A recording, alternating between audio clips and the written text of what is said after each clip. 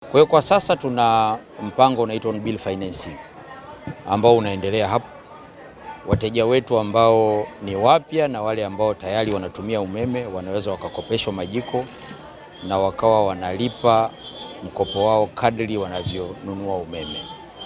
Huu mpango umekuwa na mwitikio mzuri wa mafanikio zaidi ya 90%. Kwa hiyo katika mipango ya serikali ukiona una mafanikio hayo, tunaweza tukasema mpango umefanikiwa, na ndio maana hivi tunavyozungumza tumeingia makubaliano na wenzetu wa sekta binafsi ambao tuko nao kama wadau, tumesaini nao mikataba na tumeanza kazi ya kukopesha majiko haya kwa wananchi. Kwa hiyo naendelea kutoa wito kwa wananchi wote wasiogope kutumia umeme. Tayari wenzao wameshaonyesha njia.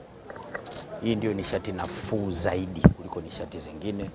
Wanasayansi na wahandisi wameshatengeneza majiko ambayo yanatumia umeme rafiki, na utafurahi ukilinganisha na gharama unazotumia kutumia nishati nyingine. Kwa tumemweleza hilo Mheshimiwa Rais na tumempeleka kwenye dawati letu, lakini sambamba na hilo sisi tuna mradi ambao tunamshukuru pia Mheshimiwa Rais Dr. Samia wa dola za Marekani milioni 282. Sehemu ya mradi huo tuna dola milioni 6 kwa ajili ya kukuza nishati safi ya kupikia kupitia umeme. Na kwenye mradi huu tunashirikiana na wenzetu wa shirika la umeme Zanzibar wanaitwa ZECO. Tutakuwa pamoja, kwa pia tumemfahamisha Mheshimiwa Rais juu ya hatua hiyo na namna tunavyoendelea.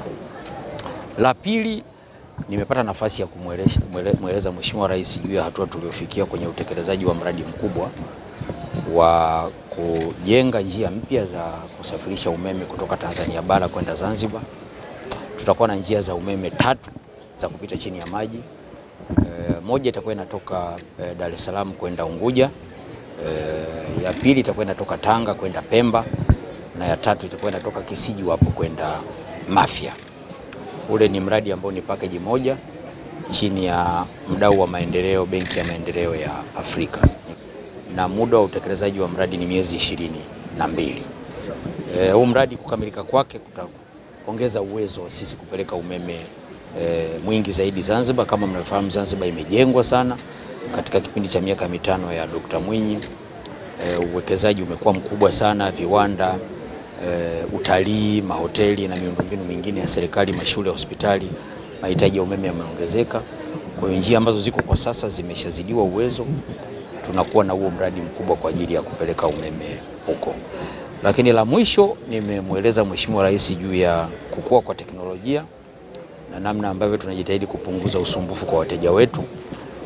Tumekuwa tunapata malalamiko kadhaa kutoka kwa wateja kwamba mimi matumizi yangu najua sio makubwa, mbona umeme unaisha haraka, mita yangu haisomi vizuri, tunabidi tuende kwa ajili ya kwenda kufanya ukaguzi na mambo mengine.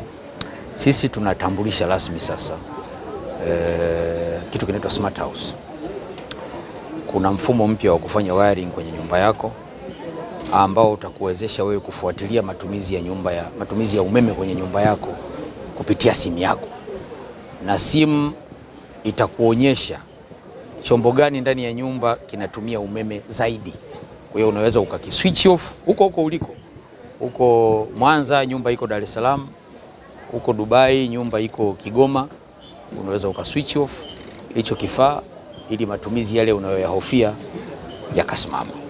Kwa ni teknolojia mpya ambayo tuna introduce sasa hivi, muda si mrefu tutaisambaza kwa wateja.